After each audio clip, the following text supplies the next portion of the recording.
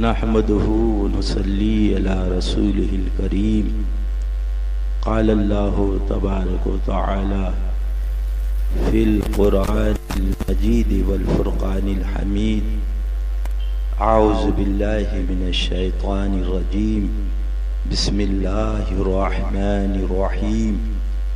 استعينوا بالصبر والصلاة إن الله مع الصابرين.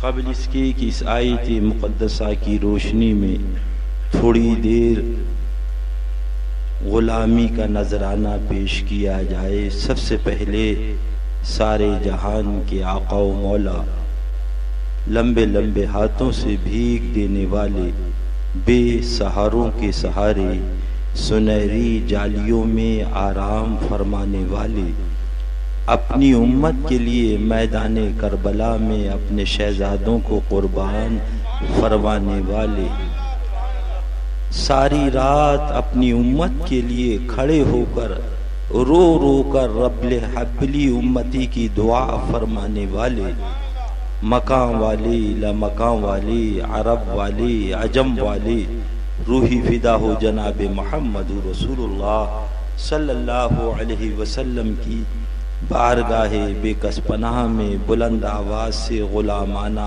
عاجزانہ درود و سلام کا نذران محبت پیش کریں. اللہم صلی علی سیدنا محمد. فخر زمین و زمن، سرمائے علم و فن، بریلی کے تاجدار، ہم غربائے اہل سنت کے مددگار، آقائے نعمت دریائے رحمت، امام عشق و محبت، سیدی سرکار اعلی حضرت عظیم البرکت علی رحمت و رضوان، عرض کر رہے ہیں بارگاہ امام علی مقام میں اس شہید بلا شاہ گلگوں قبا، اس شہید بلا شاہ گلگوں قبا، بے کسے دشت غربت پہ لاکھوں سلام، بے کسے دشت غربت پہ لاکھوں سلام.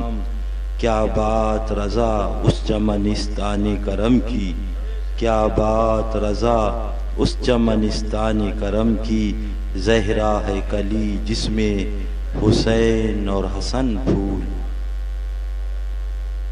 اے دل بگیر دامن سلطان اولیاء، اے دل بگیر دامن سلطان اولیاء، یعنی حسین ابن علی جان اولیاء. یہ مسجد نبی شریف ہے، صحابہ کا جرمٹ ہے، اللہ کے پیارے نبی آخر الزمان صلی اللہ علیہ وسلم کا دست کرم دعا کے لیے اٹھتا ہے اور عرض کرتے ہیں مولا یہ حسین ہیں، یہ حسن ہیں، میں ان سے محبت کرتا ہوں، پروردگارا تو بھی ان سے محبت فرما. مولا میں ان کو دوست رکھتا ہوں، مولا تو انہیں دوست رکھ.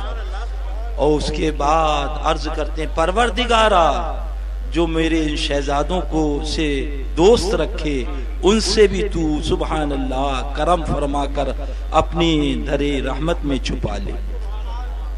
اے دل بگیر دامن سلطان اولیاء، یعنی حسین ابن علی جان اولیاء.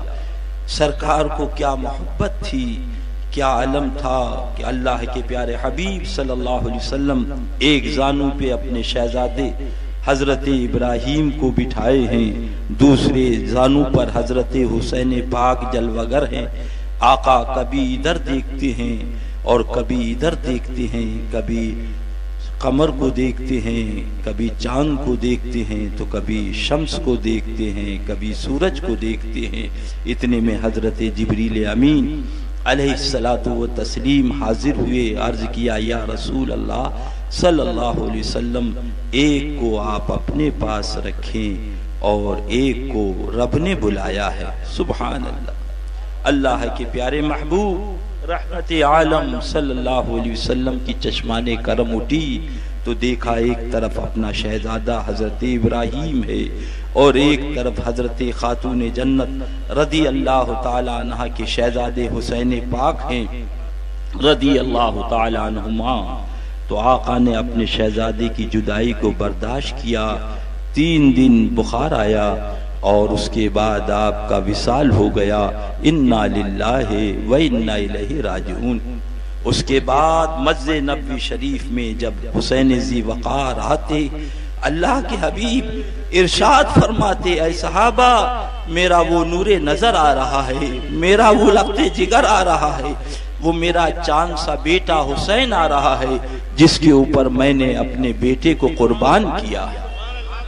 اے دل بگیر دامن سلطان اولیاء، یعنی حسین ابن علی جان اولیاء، آج 2 رکعت نماز پڑھ کر 2 بالش لمبی داڑھی رکھ کر یہ بے ایمان یزیدی جنت کا خواب دیکھتا ہے۔ او نابکار دیکھ، خلیفۃ المومنین ہیں سیدنا عمر فاروق اعظم رضی اللہ عنہ کے شہزادے حضرت عبداللہ ابن عمر ہیں۔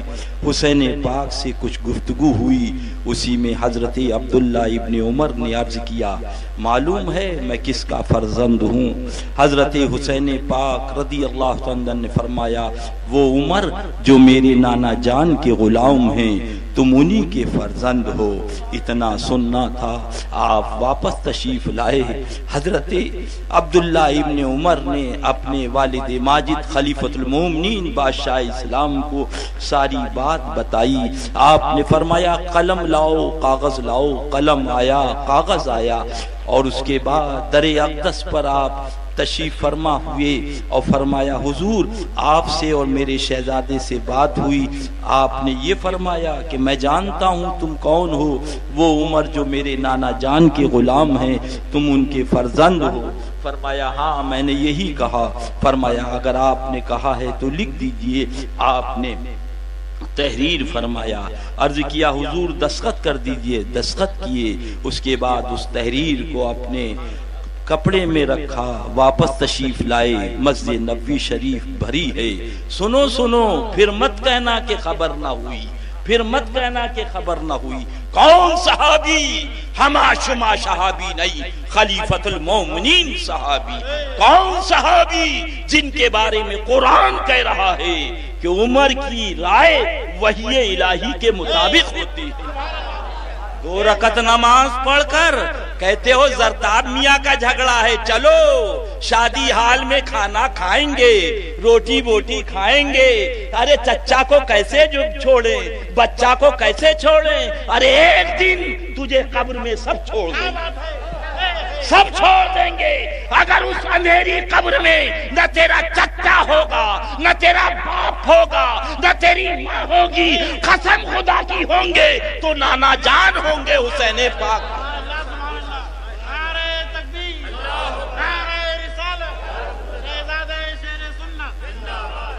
مسجد نبوی شریف بھری ہے، جمعے کا دن ہے۔ سنو، اپنی ہڈیوں پہ رحم کھاؤ، ہنسنے والوں، مسکرانے والوں، روٹی بوٹی پر اپنا ایمان بیچنے والوں، اور کھانے کے بعد توبہ کا اعلان کروانے والوں، ادھر کھا لیا ادھر توبہ، ادھر کھا لیا ادھر توبہ، ادھر کھا لیا ادھر توبہ۔ توبہ کو بھی مذاق بنایا ہے۔ 1 مرتبہ غلطی ہو جائے، 2 مرتبہ غلطی ہو جائے، 3 مرتبہ، یہ نہیں روزانہ کھاؤ روزانہ توبہ کرو۔ آؤ دیکھو حضرت خلیفۃ المومنین منبر پہ تشریف لے جاتے، فرمایا جب ہم کو غسل دے دیا جائے، کفن پہنا دیا جائے، تو اس وقت یہ پرچہ میرے کفن میں رکھ دے۔ حضرت صحابہ کرام نے عرض کیا، خلیفۃ المومنین یہ کیا ہے؟ فرمایا میرے پاس کوئی عمل نہیں ہے بجز اس کے کہ کل میدان محشر میں میرا رب پوچھے گا، اے عمر تم کون ہو؟ تو میں عرض کروں گا، مولا میں تیرے محبوب کا غلام ہوں۔ میرا رب پوچھے گا، اے عمر اس کا ثبوت کیا ہے؟ تو میں عرض کروں گا، مولا یہ تیرے رسول کے شہزادے کی تحریر لایا ہوں، وہ عمر جو میرے نانا جان کے غلام۔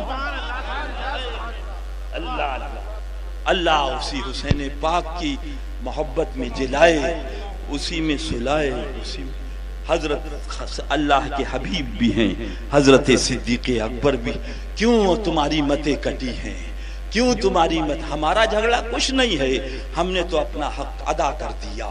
اب تم جانو روٹی بوٹی 2 کھا کے گھونگھٹ حال کے اندر اپنا ایمان بیچو، یہ تم جانو۔ ہمارا جو کام تھا ہم نے بتا دیا۔ کربلا کی وادی کے اندر بھی آخری ٹائم تک امام بتاتے رہے، اور وہاں حضرت حر تھے جو فوراً چلے آئے۔ ہمارا کام تو بتانا ہے، تم روٹی بوٹی گھونگھٹ حال میں کھاتے رہو، تم جانو، تمہارا کام جانے۔ اللہ اللہ، حضرت صدیق اکبر بھی ہیں، سنو سنو، حضرت فاروق اعظم بھی ہیں، حضرت عثمان غنی بھی ہیں، حضرت مولا علی بھی ہیں، رضوان اللہ تعالی اجمعین۔ اللہ کے پیارے محبوب کا رحمت برا کارواں حضرت طلحہ بھی ہیں، حضرت زبیر بھی ہیں جا رہے۔ آقا و مولا صلی اللہ علیہ وسلم جب گزرے تو کچھ بچے کھیل رہے تھے، سرکار نے ان بچوں میں سے ایک بچے کو اپنے آغوش رحمت میں لے کر اس کو چوم لیا۔ صحابہ بے چین ہو جاتے ہیں، عرض کرتے ہیں یا رسول اللہ، یہ کون سا قسمت والا بچہ ہے، یہ کون سا عظمت والا بچہ ہے، یہ کون سا ذیشان بچہ ہے کہ رحمت العالمین کے آغوش رحمت میں ہے۔ آقا یہ کون سا شہزادہ ہے؟ اللہ کے حبیب نے ارشاد فرمایا، میرا شہزادہ جب حسین جا رہا تھا، یہ اس کے قدموں کی دھول لے کر اپنے چہرے پہ مل رہا تھا، اس نے میرے لال سے محبت کری، میں اس سے محبت کرتا ہوں۔ اللہ اے دل بگیر دامنی سلطان اولیاء، یعنی حسین ابن علی جان اولیاء۔ نعرہ تکبیر، نعرہ رسالت، فیضان امام علی مقام، فیضان امام حسین، فیضان شہداء کرب و بلا۔ اے دل بگیر دامنی سلطان اولیاء، یزید تخت نشی ہو گیا ہے، وقت کم ہے، انشاءاللہ پھر کسی موقع پہ تفصیل ہوگی۔ 60 ہجری ہے، جمعہ کا دن ہے۔ اللہ اللہ، آپ نے مشورہ کیا کہ اب ان لوگوں نے ہم کو پریشان کر دیا ہے، کیا کیا جائے؟ اہل بیت اطہار بھی ہیں، صحابہ کرام بھی ہیں، سبحان اللہ، سب لوگوں، جلیل القدر صحابی بھی ہیں۔ کہا حضور اب بہتر یہ ہے کہ آپ مدینہ طیبہ چھوڑ کر مکہ معظمہ چلے جائیں۔ اللہ کے پیارے رسول کے شہزادے حسین ذی وقار نے اپنے سامان کو سنبھالا۔ اللہ اللہ، سامان کو جب سنبھالا تو وہاں 8 دن کی بیمار حضرت فاطمہ صغرا جو بخار میں تڑپ رہی تھی، انہوں نے پوچھا بابا جان کہاں جا رہے ہیں؟ تو بتایا مکہ معظمہ جا رہے ہیں۔ تو شہزادی نے کہا حضور مجھے بھی ساتھ میں لے چلیں۔ فرمایا یہ کمزوری، یہ بخار، یہ نقاہت، یہ تمہاری علالت اس بات کی اجازت نہیں دیتی کہ میں اس سفر میں تم کو ساتھ میں لے چلوں۔ انشاءاللہ رب نے چاہا تو بعد میں بلا لیا جائے گا۔ آپ نے رونے لگی، فرمایا بابا جان مجھے تنہا نہ چھوڑو، مجھے لے چلو۔ ادھر پیغام آ رہا تھا کہ مدینہ طیبہ سے کوچ کی جائے، ادھر فاطمہ صغرا بستر علالت پر تڑپ رہی ہیں۔ آپ نے صبر کی تلقین فرمائی، تسلی دی، سامان صحیح ہوا۔ فرمایا کہ اب میں جا رہا ہوں امی جان کے آستانے پہ حاضری دینے، آخری سلام کرنے کے لیے۔ جمعہ کا دن ہے، رات کا ٹائم ہے۔ آپ قبر انور پر پہنچے، عرض کرتے ہیں امی جان آپ کا لاڈلا حسین، آپ کا پیارا حسین، آپ کا نور نظر حسین، آپ کا لخت جگر حسین آج مدینہ اس سے چھینا جا رہا۔ امی جان جب آپ کی یاد آتی تھی، آپ کی یاد تڑپاتی تھی، آپ کی یاد بے چین کرتی تھی، میں مزار شریف پر حاضر ہو جاتا تھا، جان بھی نہیں رہے۔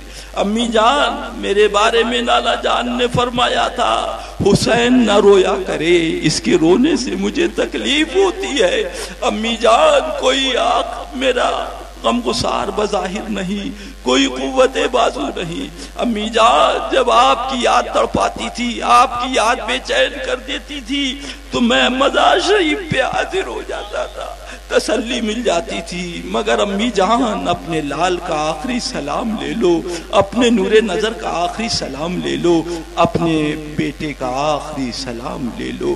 سلام کیا اللہ اللہ۔ اس کے بعد آگے بڑھے، حضرت سیدنا ابراہیم رضی اللہ تعالیٰ عنہ کے مزار پاک پر پہنچے، عرض کیا حضرت جب اللہ تعالیٰ کی بارگاہ میں طلبی ہوئی تھی تو نانا جان نے میرے اوپر آپ کو قربان کر دیا تھا، آج نانا جان کے ارشاد پر میں قربان ہونے جا رہا ہوں، مامو جان میری آخری سلام لے لو، میرا آخری سلام لو۔ اس کے بعد وہاں سے روتے ہوئے مزار سرکار امام حسن رضی اللہ تعالیٰ عنہ پہ پہنچے، سلام عرض کیا اور عرض کیا بھائی جان امی جان بھی نہیں ہیں، بابا جان بھی نہیں ہیں، کوئی نہیں ہے، نانا جان بھی نہیں، آپ کا بھائی حسین آخری سلام کرنے حاضر آیا ہے، اپنے حسین کا آخری سلام لے لو۔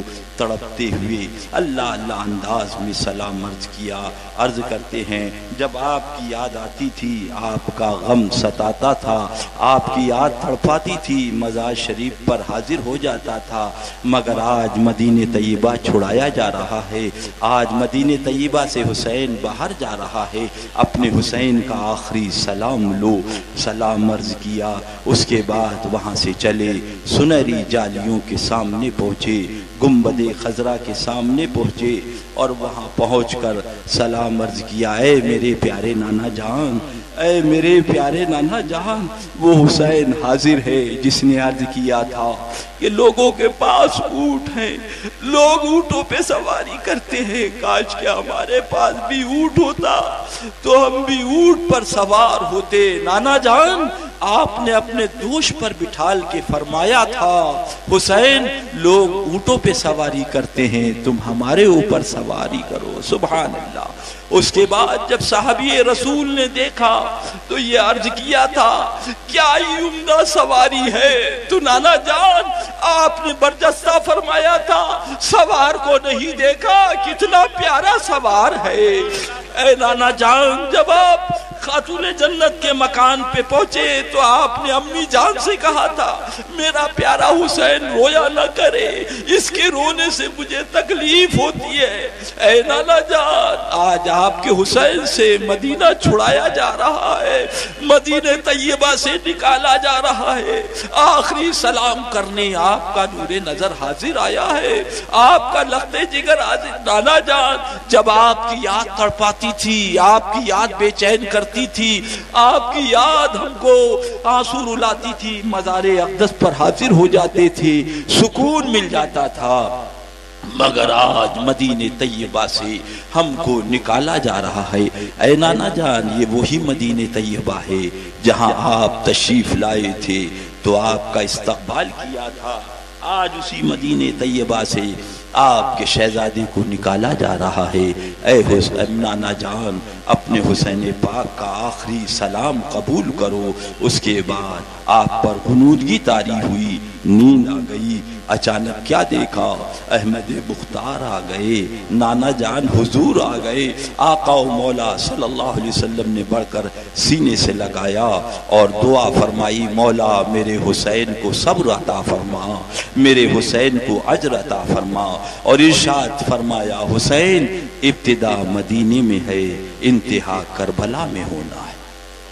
اے دل بگیر دامن سلطان اولیاء یعنی حسین ابن علی جان اولیاء جب گھر پہ پہنچے تو کیا دیکھا، اللہ اللہ حضرت فاطمہ صغرا تڑپ رہی ہیں، کیا بات ابو جان مجھے ساتھ میں لے لو، اکیلا نہ چھوڑو، میں آٹا گوند لوں گی، میں روٹی پکا لوں گی، بھیا کا جھولا جلا لوں گی، سرکار مجھے تنہا نہ چھوڑے۔ آپ نے صبر کی تلقین کی، فرمایا کہ تمہاری نقاہت کمزوری اس بات کی اجازت نہیں دیتی کہ اتنا طویل سفر کیا جائے۔ اچانک آپ عجیب انداز میں کھڑی ہو گئی اور فرمایا کہ میں تو ابھی طاقتور ہوں، اچانک پاؤں کپائے، آپ فوراً پلنگ پر تشریف لے آئی اور اس کے بعد بے ہوش ہو گئیں۔ ادھر سفر پکار رہا حسین چلو، ادھر دین پکار رہا حسین چلو، ادھر شہزادی بستر علالت پر بے ہوش پڑی ہے، آپ نے پانی منگایا اور اس پر آپ نے دم فرمایا، اور دم فرمانے کے بعد پانی کا چھیٹا دیا، اللہ اللہ آنکھیں کھلی، پھر پانی کا آپ نے تھوڑا سا قطرہ پلایا، سکون ہوا، فرمایا انشاءاللہ رب نے چاہا، رب کے حبیب نے چاہا تو انشاءاللہ آپ کو بلا لیا جائے گا، گھبرائیے نہیں، تسلی دی، تشفی دی، اور اس کے بعد جب اونٹوں پہ سواری رکھی گئی، بیٹھے، اچانک ایک دردناک آواز آئی، اللہ اللہ، حضرت امام علی مقام آواز سن کر بے چین ہو گئے، فرمایا یہ میری شہزادی فاطمہ صغرا کی آواز ہے، آپ اتر کے دولت قدے کے اندر مکان میں تشریف فرما ہوئے، تو پوچھا کیا بات، کہا بھیا علی اصغر کو دکھا دو، اس لیے کہ مجھے معلوم ہے اب یہ آخری دیدار ہے، بابا جان نہ آپ کو اب ہم دیکھ پائیں گے معلوم ہوتا ہے، نہ بھیا علی اصغر کو دیکھ پائیں گے، حضرت شہر بانو رضی اللہ تعالی عنہ حضرت علی اصغر کو لے کر آئی، تسلی دی، تشفی دی، اور اس کے بعد یہ حضرات اونٹوں پہ سوار ہو کر مدینہ طیبہ سے جب چلے، راوی لکھتا ہے کہ جیسے جیسے سواری بڑھتی تھی امام علی مقام در و دیوار دیکھتے تھے، یہ وہی مدینہ طیبہ ہے جہاں ہمارے نانا جان کا استقبال کیا تھا، یہ وہی مدینہ طیبہ ہے جہاں آقا نے انگلی پکڑ کر ہم کو گھمایا تھا، یہ وہی مدینہ طیبہ ہے جہاں آقا نے فرمایا تھا اللہ اللہ اے حسین تم ہمارے دوش پر سوار ہو جاؤ، یہ وہی مدینہ طیبہ ہے جہاں آقا خطبہ جمعہ کا دے رہے تھے اور آپ نے خطبے کو موقوف فرما کر مجھے اپنے آغوش رحمت میں لے لیا تھا،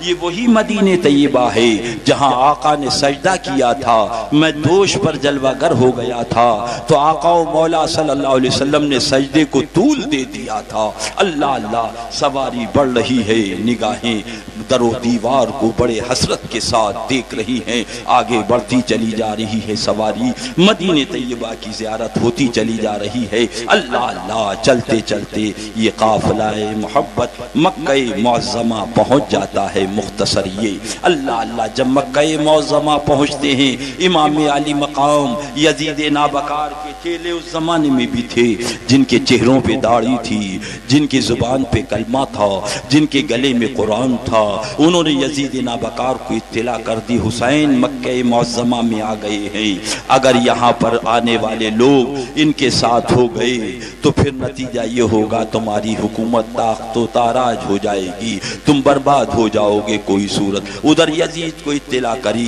ادھر کوفیوں کو جب معلوم ہوا تو انہوں نے 360 خطوط بھیجے، اے امام چلے آؤ، تمہارے ہاتھ پر ہم بیعت کرنے کے لیے تیار ہیں، اے امام چلے آؤ، 360 خطوط آئے، سید الشہداء امام علی مقام رضی اللہ تعالی عنہ نے جب یہ خطوط پڑھے اس میں لکھا تھا کہ اگر آپ تشریف نہ لائے تو ہم یزید کے ناپاک ہاتھ پر بیعت کر لیں گے، اگر کل میدان محشر میں رب نے پوچھا تو ہم عرض کر دیں گے مولا ہم نے آپ کے پیارے رسول کے نواسے حسین کو بلایا تھا، حسین تشریف نہ لائے اس لیے ہم نے یزید کے ہاتھ پر بدرجہ مجبوری بیعت کی ہے، اللہ اللہ وہ خطوط آئے، امام علی مقام نے جانے کا ارادہ کیا، جلیل القدر صحابہ تشریف لائے، منع فرمایا اور فرمایا ہرگز کوفہ تشریف نہ لے جائیں، آپ نے پھر اصرار کیا اور وہ خطوط سامنے رکھ دیے کہ اگر آپ تشریف نہ لائے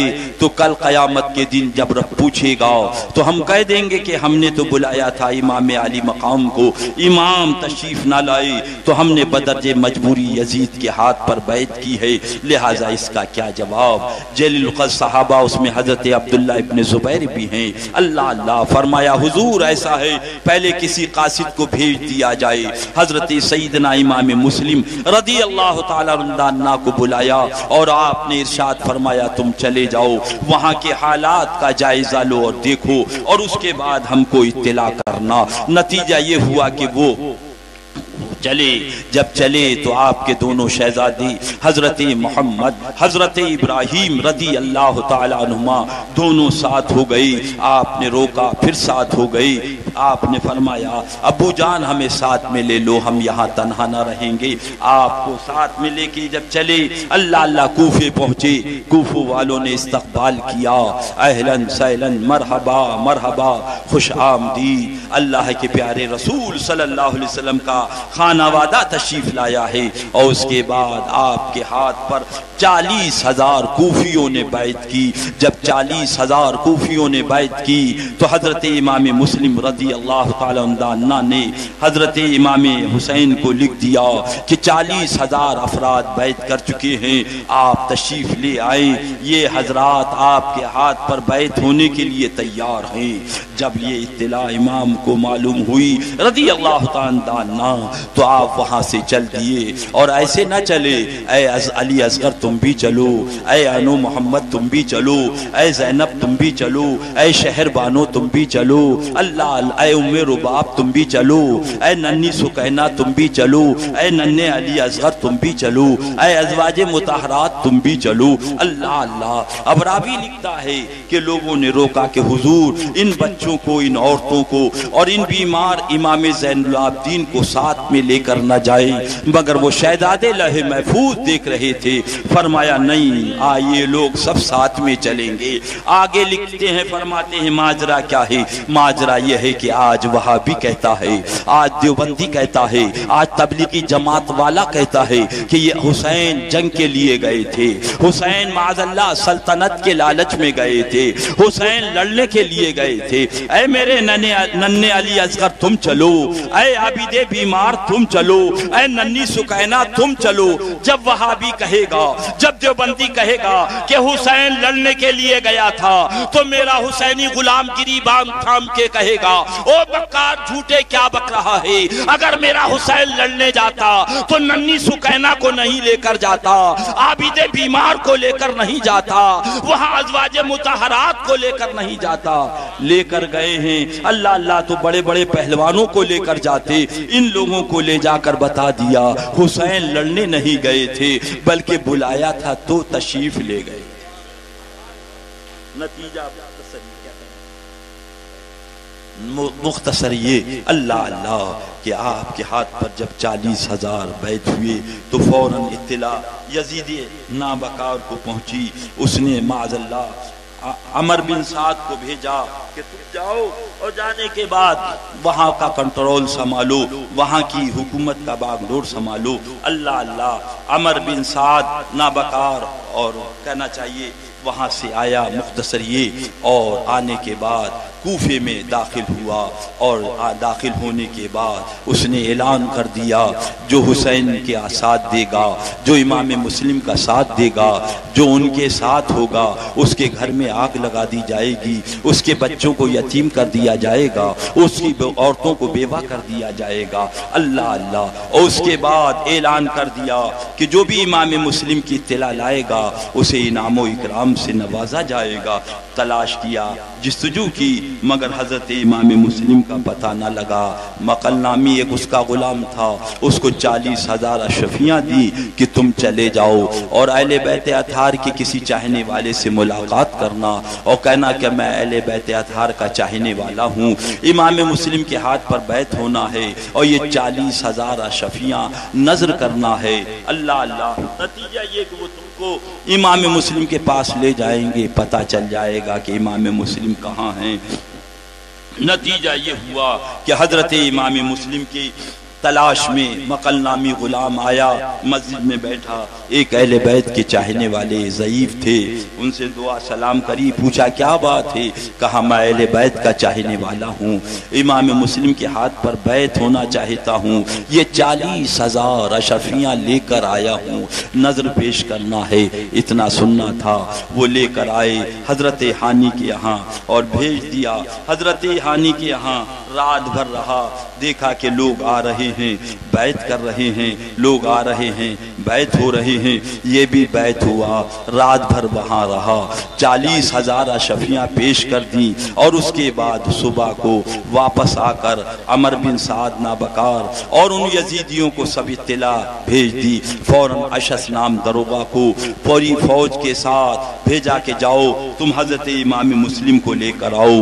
وہ نامکار یزیدی چاروں طرف سے حضرت ہانی کے ارد گرد مکان کے لگ گئے اور تلاش کیا، حضرت امام مسلم کا پتہ نہ لگا۔ حضرت ہانی سے پوچھا کہ بتاؤ کہاں پر ہیں؟ حضرت ہانی نے فرمایا وہ مسافر ہیں، اہل بیت نبوت سے ان کا رشتہ ہے، میں اللہ کے محبوب کا غلام ہوں، ہرگز ہرگز ان کی اطلاع تم کو نہیں دے سکتا۔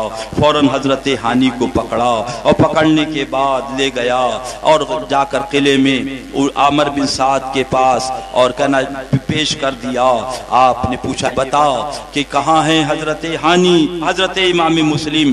تو حضرت ہانی نے فرمایا کہ اگر ہماری بوٹی بوٹی بھی کر دی جائے، ہمارے ٹکڑے ٹکڑے بھی کر دیے جائیں، اور حضرت ہانی اگر سامنے ہوں تو میں ان کی طرف انگلی نہیں اٹھا سکتا، ان کی طرف اشارہ نہیں کر سکتا۔ کہا جلاد سے کہ انہیں شکنجے میں کسو، شکنجے میں کسا جاتا ہے، کہا کوڑا مارو۔ جب کوڑا پڑھا آپ نے فرمایا بسم اللہ الرحمن الرحیم، پھر کہا کوڑا مارو، کوڑا پڑھا آپ نے فرمایا استعینوا بالصبر والصلاۃ ان اللہ مع الصابرین، اور اس کے بعد کوڑے پہ کوڑے پڑھتے رہے، جسموں سے خون جاری ہو گیا، جسم لہو لہان ہوا۔ اس کے بعد حضرت ہانی رضی اللہ تعالیٰ عنہ نے پانی طلب کیا، کوئی ہے کہ پانی پلا دے، پیاس ہے۔ اتنے میں اس نابکار نے کہا ہرگز ان کو پانی نہ دیا جائے۔ آپ کے اوپر غشی طاری ہوئی، فرمایا کہ مجھے تمہارے آنکھ کھلی، فرمایا تمہارے پانی کی ضرورت نہیں ہے، ابھی ابھی آنکھ کھلی تو میں نے دیکھا حضرت سرکار دو عالم رحمت عالم ساقی کوثر صلی اللہ علیہ وسلم جلوہ گر ہیں۔ ارشاد فرما رہے ہانی دیر کیا ہے، یہ تمہارے لیے آب کوثر کا پیالہ موجود ہے، سبحان، لہذا دنیا کی پیاس نہیں سے میرا دنیا کے پانی سے پیاس نہیں بجھے گی، اب ساقی کوثر کے پانی سے پیاس بجھے گی۔ آپ کی گردن کو جدا کر دیا جاتا ہے، سر سے جسم پاک سے علیحدہ کر دیا جاتا ہے، انا للہ و انا الیہ راجعون، اور لاش کو لٹکا دیا جاتا ہے، اعلان کر دیا جاتا ہے جو امام مسلم کا یا حسین پاک کا ساتھ دے گا اس کا یہ حشر ہوگا۔ نتیجہ یہ ہوا کہ جب یہ حضرت امام مسلم کو معلوم ہوا تو حضرت سیدنا امام مسلم فوراً میدان میں آئی، ارشاد فرمایا کون ہے ہمارا ساتھ دینے والا، حق کا ساتھ دینے والا، سچائی کا ساتھ دینے والا، صداقت کا ساتھ دینے والا کون ہے؟ آن کی آن میں 40,000 لشکر جرار تیار ہو گیا، چاروں طرف سے قلعے کا محاصرہ کر لیا گیا۔ تو اس گورنر نے وہاں کے سربراہ آوردہ لوگوں کو بلا کر اور فصیلے قلعہ پہ کھڑا کر دیا اور کہا کہ تم اپنے اپنے رشتہ داروں کو منع کرو، یہ اپنے اپنے گھر چلے جائیں، یہ جھگڑا امام حسین کا ہے، یزید کا ہے، اس میں تمہیں بولنے کی ضرورت نہیں، اگر بولو گے تو نتیجہ یہ ہوگا کہ تمہارے بچوں کو یتیم کر دیا جائے گا، تمہاری عورتوں کو بیوہ کر دیا جائے گا، تمہارے گھر میں آگ لگا دی جائے گی۔ نتیجہ یہ ہوا کہ جب ان سربراہ نے قوم نے فصیلے قلعہ پہ کھڑے ہو کے کہا کہ بھائی تم اپنے گھر جاؤ، یہ جھگڑا حسین کا ہے، یزید کا ہے، تم میں منتشر ہوتا گیا۔ نتیجہ یہ کہ مغرب کا وقت آیا، صرف 500 آدمیوں کا کارواں رہ گیا، اور اس کے بعد مغرب کی نماز کے لیے جب حضرت امام مسلم مسجد میں تشریف لے گئے اور نماز مغرب کا جب آپ نے نیت باندھی تو 500 آدمی تھے، اور جب سلام پھیرا تو کوئی نہ تھا۔ اللہ اس کے بعد حضرت سیدنا امام مسلم رضی اللہ تعالیٰ عنہ وہاں سے نکلتے ہیں، اللہ اللہ مسافر ہیں، راستے سے واقف نہیں، گلیوں سے واقف نہیں۔ دونوں شہزادے حضرت محمد حضرت ابراہیم بھی ہیں، عرض کرتے ہیں بابا جان پیاس لگی ہے مگر پانی کا انتظام نہیں۔ اللہ اللہ اتنے میں دروازے پہ دیکھا ایک عورت بیٹھی ہے، اس سے بتایا کہ میرے شہزادے پیاسے ہیں، ذرا پانی پلا دو۔ اللہ اللہ تو اس عورت نے کہا کہ یہاں پر امام مسلم کو ڈھونڈا جا رہا ہے، در و دیوار دشمن ہو رہے ہیں ان کے، حضرت پانی تو پلا دیں گے مگر آپ جدھر سے آئے ہیں جلدی سے چلے جائیں، آپ کون ہیں؟ فرمایا یہ پوچھنے کی ضرورت نہیں، ہم مسافر ہیں، بچے پانی طلب کر رہے ہیں، پیاسے ہیں۔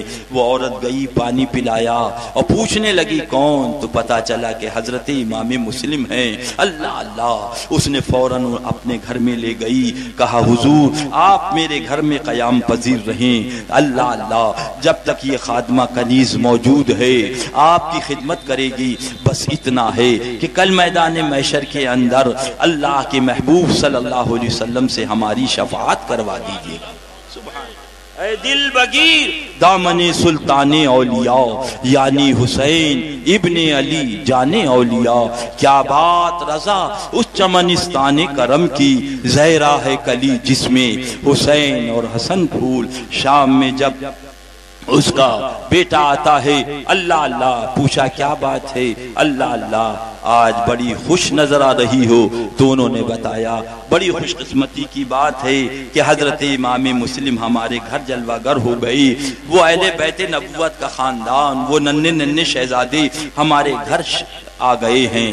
اتنا سننا تھا، وہ نابکار بہت خوش ہوا کہ اشس نامی اور کہنا چاہیے گورنر نے انعام کا اعلان کیا ہے، چلو یہ دولت ہمارے گھر آئی، انعام حاصل کیا جائے گا۔ اور اس کے بعد صبح کو جلدی سے اٹھا اور جا کر بتایا کہ ایسے ایسے حالات ہیں، امام مسلم ان کے دونوں شہزادے ہمارے گھر ہیں۔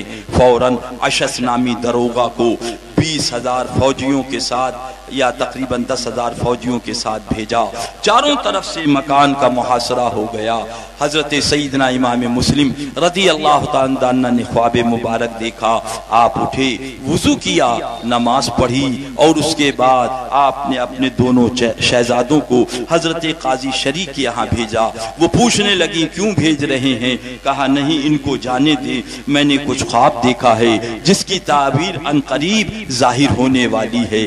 جب وہ شہزادے جا چکے تو دیکھا کہ چاروں طرف سے مکان کا محاصرہ ہے۔ حضرت سیدنا امام مسلم باہر تشریف لائے اور ارشاد فرمایا دیکھو میں مسلم ہوں، پردیسی ہوں، بظاہر بے یار و مددگار ہوں، میں آیا نہیں ہوں، میں نے کسی کا قتل نہیں کیا ہے، میں نے کسی کے بچے کو نہیں مارا ہے، میں نے کسی کا مکان نہیں گرایا ہے، تم لوگوں نے مجھ کو خطوط لکھے امام حسین ذی وقار کو، خطوط کے بعد امام علی مقام نے مجھے بھیجا ہے، اگر آپ حضرات ہمارا ساتھ نہیں دینا چاہتے ہو تو ہم کو اجازت دے دو، ہم واپس چلے جائیں۔ مگر ان نابکار یزیدیوں نے جن کے چہروں پہ داڑھی تھی، جن کی زبان پہ کلمہ تھا، جن کے گلے میں قرآن تھا، وہ بھی مسلمان کہلانے والے تھے، ان نابکار یزیدیوں نے کہا نہیں، آپ بالکل تیار ہو جائیں۔ اور اس کے بعد جب لڑائی شروع ہوئی تو حضرت امام مسلم جب تشریف فرما ہوتے تو پشتوں کے پشتے لگائے۔ مسلم رضی اللہ تعالیٰ عنہ جب حملہ کیا تو پشتوں کے پشتے لگا دیے۔ اسی عالم کے اندر حضرت امام مسلم کو پیاس لگی، آپ نے ارشاد فرمایا ہے کوئی جو پانی پلا دے، کل ساقی کوثر سے میں اسے آب کوثر پلاؤں گا۔ اللہ اللہ، کسی نابکار نے قطرہ پانی کا نہ دیا، ایک شخص نے وار کیا تو آپ کا لبھائے مبارک شہید ہو گئے۔ اللہ اللہ، غشی آئی، آپ دیوار کا سہارا لے کر کھڑے ہوئی اور اس کے بعد ارشاد فرمایا اللہ اللہ کہ تم امام علی مقام کو اطلاع کر دینا، کم سے کم اتنا کرنا، میرا یہ ہتھیار بیچ کر میرا قرضہ عطا کر دینا۔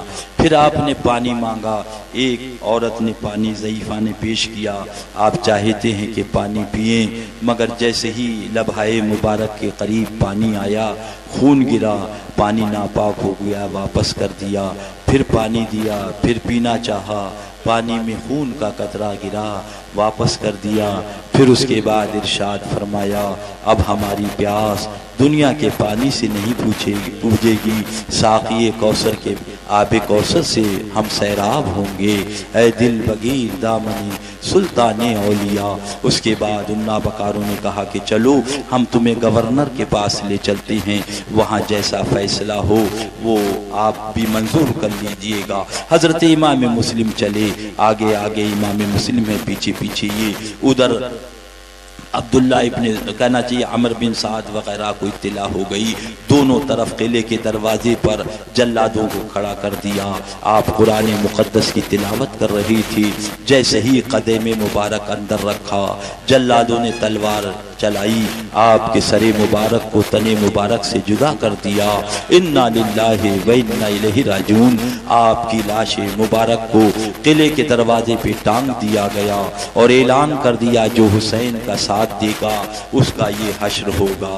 اے مسلمانوں، تمہیں شرم نہیں آتی؟ ان یزیدیوں کے ساتھ بیٹھ کے روٹی بوٹی کھاتی ہو، اب تو چین سے گزرتی ہے دنیا میں، آخرت کی خبر خدا جانے۔ معاذ اللہ، ارے دنیا میں اگر بھوکے بھی مر جاؤ گے ایمان کے ساتھ تو جنت الفردوس میں جاؤ گے۔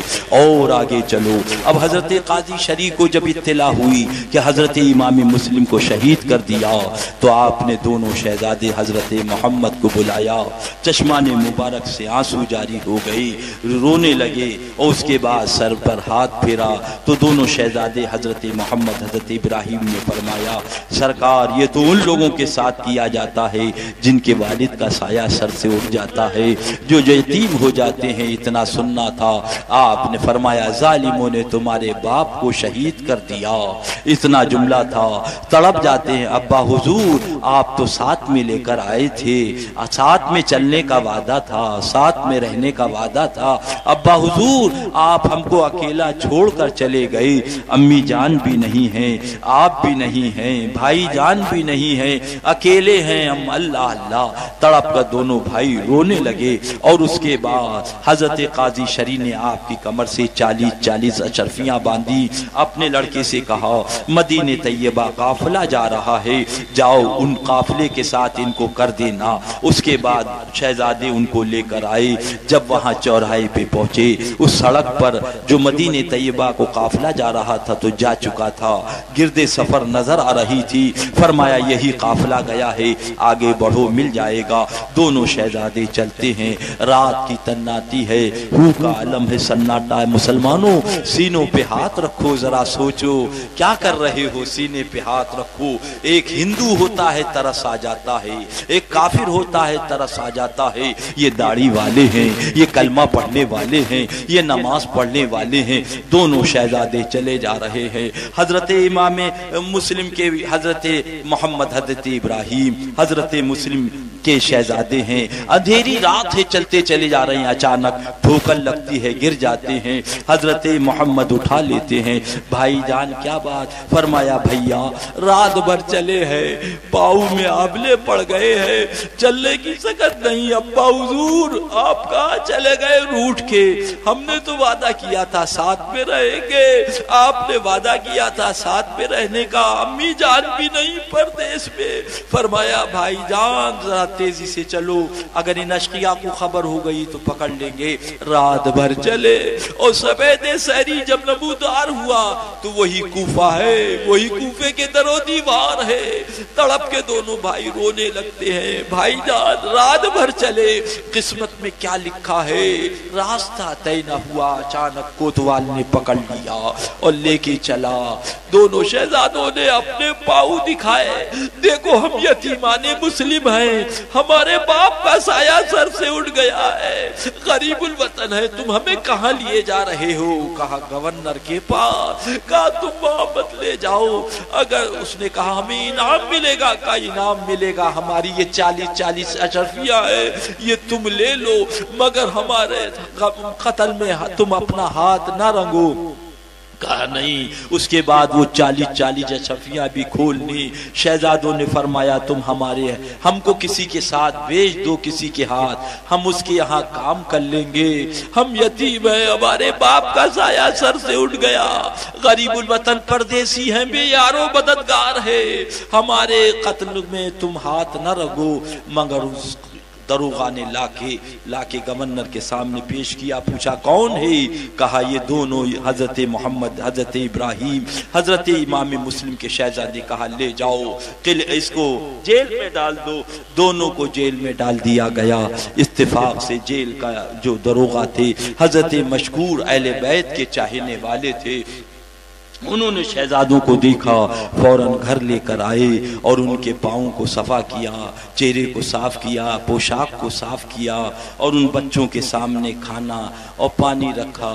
تڑپ جاتے ہیں، ابا حضور ساتھ میں رہنے کا وعدہ تھا، ساتھ میں کھانے کا وعدہ تھا، ابا حضور امی جان بھی نہیں ہے، آپ بھی نہیں ہے، پردیسی بھی اور مددگار چھوڑ کے چلے گئے۔ اللہ اللہ، آپ ساتھ میں کھانا کھلاتے تھے، ساتھ میں پانی۔ اللہ اللہ، حضرت کہنا چاہیے وہ مشکور دروغہ نے تسلی دی، میرا بھائی قادسیہ میں رہتا ہے، یہ میں انگوٹھی دے رہا ہوں، اس کو اپنے پاس رکھ لو، قادسیہ پہنچ کر میرے بھائی کو یہ انگوٹھی دکھا دینا، وہ تم دونوں کو مدینہ طیبہ پہنچا دے گا۔ فوراً ان دونوں بچوں کو، شہزادوں کو لائے اور کوفے کے باہر روانہ کر دیا۔ اب دونوں شہزادے چلے جا رہے ہیں، رات کا ٹائم ہے، ہو کا سناٹا ہے، راہ نئی ہے۔ اللہ اللہ، چلتے چلتے آولے پھوٹ گئے اور تڑپ کے حضرت محمد فرمانے لگے، بھائی جان اب چلا نہیں جا رہا ہے، آولے پھوٹ گئے ہیں، آولے پھوٹ گئے ہیں، زخموں میں کنکر چبھ رہا ہے۔ حضرت ابراہیم فرماتے، بھائیا اگر ہمت سے کام لو، اگر ان اشقیاء کے ہم ہاتھ لگ گئے تو یہ ہم کو قتل کر دیں گے۔ اللہ اللہ، تسلی دی، تشفی دی۔ پھر کبھی انگوٹھی دیکھتے، کیا یہ انگوٹھی قادسیہ والی صحیح ہے، کیا قادسیہ تک پہنچیں گے؟ مگر قضاء و قدر مشیتی ازدی، رات بھر چلے مگر راستہ نہ ملا۔ جب سفیدی نمودار ہوئی تو دیکھا وہی کوفہ ہے، وہی کوفے کے در و دیوار ہے، وہی شہر کوفہ ہے۔ کہا بھئیا رات بھر چلے، پاؤں میں آبلے پھوٹ گئے، کنکر چپ گئے، قسمت میں کیا لکھا ہے راستہ نہ ملا، چلو جلدی سے کہیں روپوش ہو جائیں ورنہ پولیس والوں کو مل گئے تو پکڑ لیں گے۔ ایک درخت تھا، اس کے اندر ایک کھو تھا، اسی میں دونوں شہزادے روپوش ہو جاتے ہیں۔ سامنے چشمہ ہے، اس پہ پانی بھرنے کے لیے کنیز آتی ہیں۔ دیکھا کہ دو شہزادوں کے چہرے پانی میں، سامنے دیکھا تو ننھے ننھے دونوں شہزادے۔ فوراً آپ وہاں سے آتی ہیں اور ان دونوں شہزادوں کو نکالتی ہیں۔ کون ہو؟ تڑپ جاتے، اب یتیمان مسلم ہے، پردیسی ہے، بے یار و مددگار ہے، ہمارے باپ کو شہید کر دیا گیا ہے، ہماری امی جان بھی نہیں، ہم پردیس میں ہیں۔ اہل بیت کی چاہنے والی تھی، فرمایا گھبراؤ نہیں، ہم میں لے چلتے ہیں اپنی کہنا چاہیے مالکن کے پاس۔ لے کے آئیں دونوں شہزادوں کو، بتایا کہ یہ امام مسلم کے شہزادے ہیں۔ اتنا سننا تھا، فوراً وہ کہنا چاہیے بے چین ہو گئی، قدم مبارک کا بوسہ دیا، چوما اور فرمایا شہزادوں مبارک ہو، سبحان اللہ، ہم تمہاری خدمت کریں گے، کل اپنے آقا سے ہماری بخشش کروا دینا۔ اللہ اللہ، اور اس کے بعد ان کی پوشاک کو صاف کیا، پاؤں سے کانٹے نکالے، زخموں کو صاف کیا، کھانا رکھا۔ جیسے ہی کھانا سامنے آیا، حضرت محمد تڑپ جاتے ہیں، ابا حضور کہاں پہ ہو؟ آپ نے ساتھ میں کھانا کھانے کا وعدہ کیا تھا، ساتھ میں رہنے کا وعدہ کیا تھا، تنا چھوڑ کے چلے گئے۔ اللہ اللہ، حضرت ابراہیم تڑپ جاتے ہیں، بے چین ہو جاتے ہیں۔ اس کے بعد کھانا کھلایا اور اس کے بعد سلا دیا۔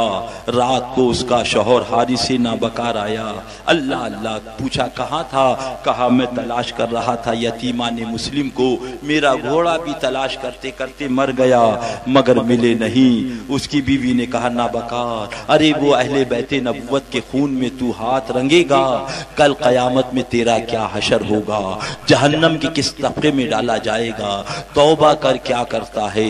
اللہ اللہ، بہت سمجھایا، کہا یہ معاملات ہمارے ہیں، اس سے تمہیں کوئی سروکار نہیں۔ اور اس کے بعد کھانا کھلا کے جلدی سے اس کو سلا دیا تاکہ کہیں ایسا نہ ہو کہ اطلاع ہو جائے۔ رات کا ٹائم ہے، اچانک کیا دیکھا؟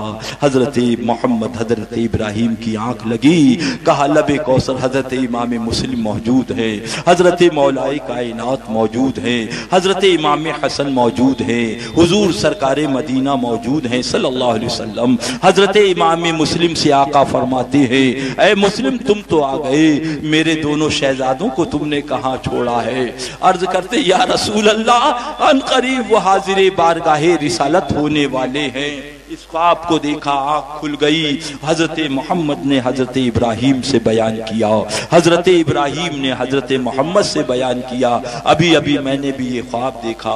دونوں تڑپ جاتے ہیں۔ اس خواب کی تعبیر یہی ہے کہ ان قریب ہمارا یہ زندگی کا سفر ختم ہونے والا ہے، شمع زندگی اب ہماری گل ہونے والی ہے۔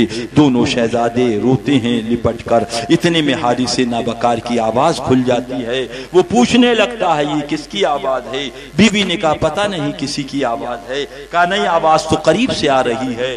اس کے بعد اس نے چراغ کو اٹھایا اور اٹھانے کے بعد تلاش کرتا ہوا اسی کمرے تک پہنچا۔ کہا آواز یہاں سے ہے۔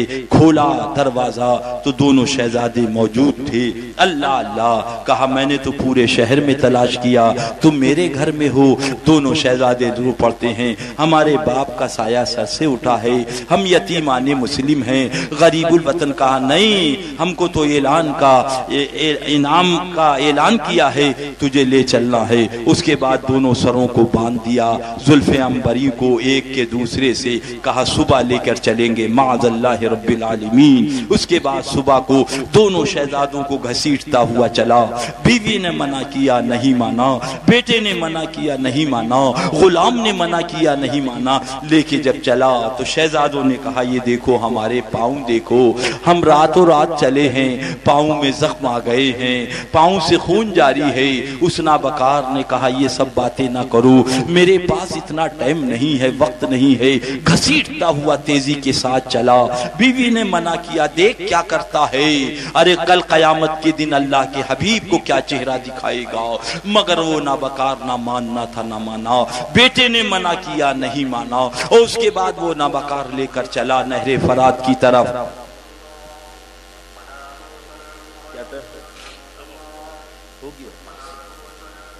پہنچا، اللہ اللہ، بیوی نے منع کیا، دیکھ یہ یتیمان مسلم ہیں، ان کے خون میں ہاتھ مت رنگ، مگر وہ نابکار نہیں مانا۔ اللہ اللہ، تو حضرت محمد حضرت ابراہیم نے فرمایا اے حارث ہمیں اتنی اجازت دے دو، ہم ذرا وضو کر کے 2 رکعت شکرانے کی نماز اپنے رب کی بارگاہ میں پڑھ لیں۔ حارث نے کہا مجھے اس کی اتنی فرصت نہیں ہے۔ نکالی تلوار، قتل کرنے چلا۔ بیٹا حائل ہوا، بیٹا کو شہید کر دیا۔ غلام نے منع کی، وہ حائل ہوا، غلام کو بھی شہید کر دیا۔ اس کے بعد بیوی جب حائل ہوئی اس کو بھی زخمی کر دیا، اور دونوں شہزادوں کو جب قتل کرنے چلا، حضرت ابراہیم آگے بڑھے، پہلے مجھے شہید کرو، اپنے سامنے اپنے بھائی کی شہادت نہیں دیکھ سکتا۔ حضرت محمد آگے بڑھے کہ مجھے شہید کرو۔ نتیجہ یہ ہوا وہ نابکار آگے بڑھا اور تلوار چلائی اور سر مبارک حضرت محمد کا تن مبارک سے جدا کر دیا۔ انا للہ و انا الیہ راجعون۔ اس کے بعد پھر وار کیا، حضرت ابراہیم کا سر مبارک تن مبارک سے جدا کر دیا، دونوں لاشوں کو نہر فرات میں ڈال دیا، سروں کو لے کر آیا، اور آنے کے بعد ابن زیاد بن نہاد کے پاس اللہ اللہ کے انعام ملے گا، اکرام ملے گا۔ جب پہنچا پوچھا یہ سر کس کے ہیں؟ کہا یتیمان مسلم کے ہیں، حضرت امام مسلم کے شہزادوں کے سر ہیں۔ کہا نابکار تو قتل کر کے کیوں لایا؟ میں نے تو یزید کو کہہ دیا تھا کہ دونوں شہزادوں کو میں نے پکڑ لیا ہے، اگر یزید نے ہم سے طلب کیا تو ہم کیا جواب دیں گے، لہٰذا لے جاؤ اس کم بخت کو بھی وہیں پر اور اسی جگہ اس کو بھی قتل کرو۔ اب ایک اہل بیت کے چاہنے والے تھے، لے کر اٹھے۔ اب اس کے بعد جب لے کر چلے تو وہ کہنے لگا ہمارا مکان لے لو، ہم سے 80,000 درہم لے لو، ہم کو چھوڑ دو۔ کہا اگر دنیا کی ساری دولت بھی ملے گی تو ہم تجھ کو چھوڑیں گے نہیں، اس لیے کہ تو اہل بیت اطہار کا دشمن ہے۔ اب نہر فرات پر جب لے کے پہنچے تو دیکھا بیٹا شہید پڑا ہے، غلام شہید پڑا ہے، بیوی تڑپ رہی ہے۔ پوچھا کیا بات ہے؟ تو بیوی نے شروع سے آخر تک پورا واقعہ بتایا اور کہا الحمدللہ میں نے منع کیا تھا، تو نہیں مانا، اب نہ تجھے دنیا ملی نہ تجھے آخرت ملی، جا جہنم کے اندر۔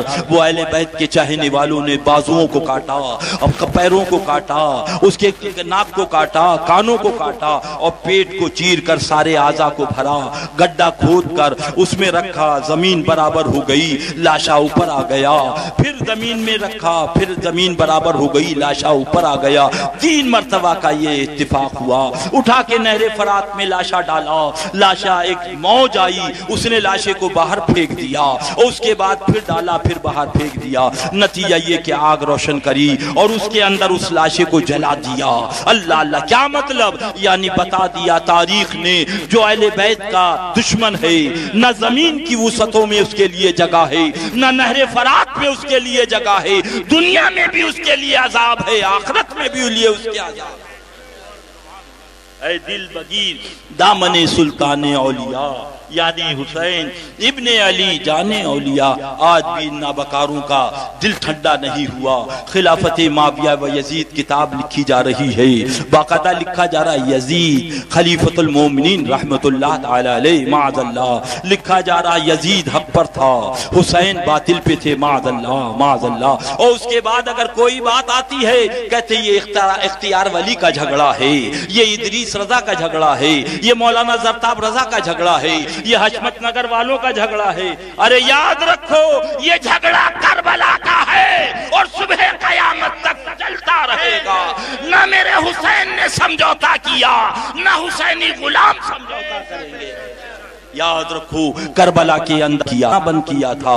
آج جب محرم کا مہینہ آیا، اللہ سلامت رکھے حسینی محبت کو، اللہ سلامت رکھے حسینی غلاموں کو، کہیں سبیل لگائی جا رہی ہے، کہیں شربت پلایا جا رہا ہے، کہیں کھچڑا پکایا جا رہا ہے۔ کیا مطلب؟ یعنی حسینی بے چین ہے، حضور ہم آپ کی یاد کو کلیجے سے لگائے ہیں، اگر کربلا میں ہوتے تو جان کو قربان کر دیتے، کہیں سے پانی پیش کرتے، کہیں سے کھانا پیش کرتے، مگر کربلا میں نہیں ہیں، آج یہاں پر ہیں، لہذا وہاں کھانا بند کیا تھا، یہاں کھچڑا جاری کر دیا ہے، وہاں پانی بند کیا تھا، یہاں سبیل جاری کر دی ہے، وہاں انہوں نے آپ کو شہید کیا تھا، ہم یہاں محفل حسینی منعقد کر کے ہم آپ کی عظمت کے ذکر کر رہے ہیں۔ اے میرے بھولے مسلمانوں، کربلا میں یزیدی کہا گیا، وہاں بھی چہرے پہ داڑھی تھی، جنہوں نے پانی بند کیا تھا، ان کے گلوں میں قرآن تھا، وہ بھی نماز پڑھ رہے تھے، اور 72 حسینی غلام حسین پاک کے ساتھ ادھر نماز پڑھ رہے تھے۔ مسلمانوں اپنی ہڈیوں پہ رحم کھاؤ، اس سے زیادہ جھوٹی عیار قوم کچھ نہیں ہے۔ یہ کلمہ بھی پڑھ لیتے ہیں جب لڑکی لینا ہوتا ہے، انگوٹھے میں چوم لیتے ہیں جب لڑکی لینا ہوتا ہے، یہ کہنا چاہیے کھڑے ہو کر صلاۃ و سلام پڑھ لیتے ہیں جب لڑکی لینا ہوتا ہے، اس لیے کہ ان کے یہاں کا فارمولہ یہ ہے پہلے لڑکی لے آؤ، جب لڑکی آ جائے گی تو ہم اس کے بھی وہابی بنا لیں گے، اس کے بیٹے کو وہابی بنا لیں گے، اس کے باپ کو بھی وہابی بنا لیں گے، لہذا لڑکی لے آؤ یہ تمہارا کام ہے اور یزیدی بنانا ہمارا کام ہے۔ لہذا اے میرے مسلمانوں، قسم خدا کی، قسم رب کعبہ کی، جوان لڑکی بغیر شادی مر جائے حسین کی محبت میں، یہ کامیابی ہے۔ اگر یزیدی کے ساتھ رشتہ ہو گیا تو دنیا بھی برباد ہے، آخرت بھی برباد ہے۔ ہم اسے آنے نہیں دیں گے، ہم اسے بلائیں گے نہیں۔ ارے میاں ہم نے بڑی مکاریاں دیکھی ہے، ہم نے بڑی عیاریاں دیکھی ہے، لڑکی لینے کے لیے تم لوگ کیسے ڈھونگ کرتے ہو، کس طریقے سے ہم دروازے پہ ارے اب لڑکی لینے سے پہلے تم نے نہیں بلایا ہوتا تب ہم جانتے کہ تم لڑکی سنی ہو، لڑکی لینے سے پہلے تم نے کھانا نہیں کھلایا ہوتا تب ہم جانتے تم سنی ہو، لڑکی ہونے سے پہلے، ممبر بننے سے پہلے تم نے نبی کے دشمنوں سے دوری اختیار کی ہوتی، مگر پتہ چلا یہ تمہاری عیاری ہے، یہ تمہاری مکاری ہے کہ تم کہہ رہے ہو ہم اسے بلائیں گے نہیں، اسے کھلائیں گے نہیں۔ ارے اس عیاری سے تم لڑکی لے کر باپ کو بھی وہابی بناؤ گے، اس کے بھائی کو بھی وہابی بناؤ گے، اس کے خاندان کو بھی وہابی۔ اگر سچے حسینی تھے تو رشتہ پہلے توڑا ہوتا، پیغام بعد میں دیا ہوتا۔ دنیا لوٹ جائے، ماسٹر لوٹ جائے، ارے ماسٹر تو ماسٹر ہے، ہم نے پھر سے ہمارے باپ نے جنگ کری ہے، ہمارے باپ نے جلیل حسنی جیسے پنسپل سے جنگ کری، نصیب حسنی کے باپ سے، اس کی اولاد سے جنگ کر رہی ہے۔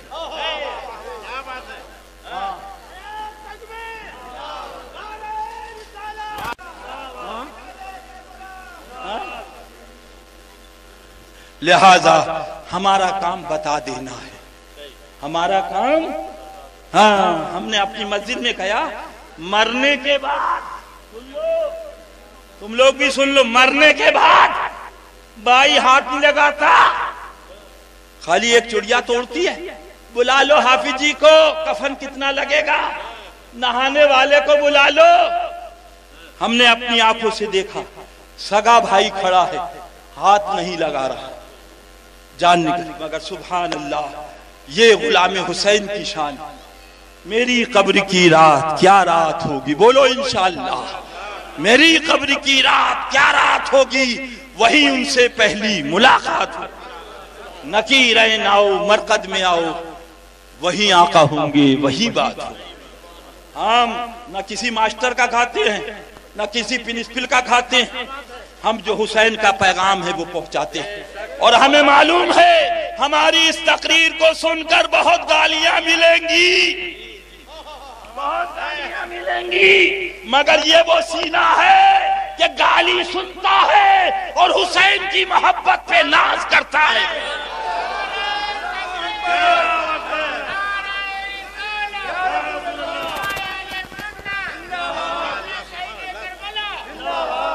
ایسے آسان نہیں ہے لیلا کی محبت، لیلا کی محبت آسان، یہ صلہ ملا ہے مجھ کو تیری عاشقی کے پیچھے، یہ صلہ ملا ہے مجھ کو تیری عاشقی کے پیچھے، کہ ہزاروں غم لگے ہیں میری زندگی کے پیچھے، اور آقا ہر غم ہر مصیبت گوارا ہے، ہر غم ہر مصیبت گوارا ہے۔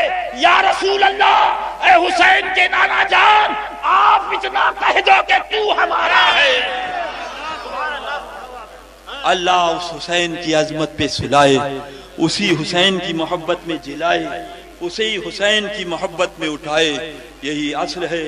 ماسٹر صاحب سے یہی کہنا ہے، عقل سیکھو عقل سیکھو عقل سیکھو، بچی ابھی تمہارے گھر میں ہے، عقل سیکھو عقل سیکھو عقل سیکھو۔ ہمارا کام بتا دینا ہے، ہم نہ ارشد کی پرواہ کرتے ہیں، نہ مشفق کی پرواہ کرتے ہیں، نہ شفیق کی پرواہ کرتے ہیں، نہ نیتا کی پرواہ کرتے ہیں، اس لیے کہ لیتے نہیں ہیں، اس لیے کہ لیتے نہیں ہیں۔ ہاں جو بات حق ہے وہ بتاتے ہیں، جو بات ہے وہ حق بتاتے ہیں۔ ہماری زندگی اسی سیائی میں گزری ہے، ان سے بڑا یزیدیوں سے بڑا کوئی جھوٹا نہیں، یزیدیوں سے بڑا کوئی غدار نہیں۔ چہرے پہ داڑھی ہے، زبان پہ کلمہ ہے۔ جونپور کے اندر باقاعدہ انہوں نے درخواست دی ان بے ایمان وہابیوں نے، ہم بھی جلوس نکالیں گے جس پہ ہوگا یزید زندہ باد، شمر زندہ باد، عمر بن سعد زندہ باد، معاذ اللہ معاذ اللہ، خلیفۃ المومنین زندہ باد۔ اللہ تعالیٰ حسین کی محبت میں جلائے، اسی میں سلائے۔ کھڑے ہو جائیں، صلاۃ